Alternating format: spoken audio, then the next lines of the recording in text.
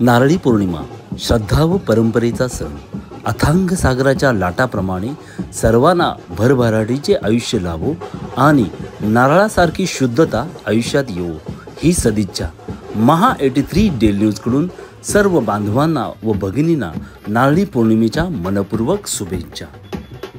नमस्कार, आपण पाहत आहात ठाण्यामधील कोळीवाड्यातील हा नारळी पौर्णिमा उत्सव 2025.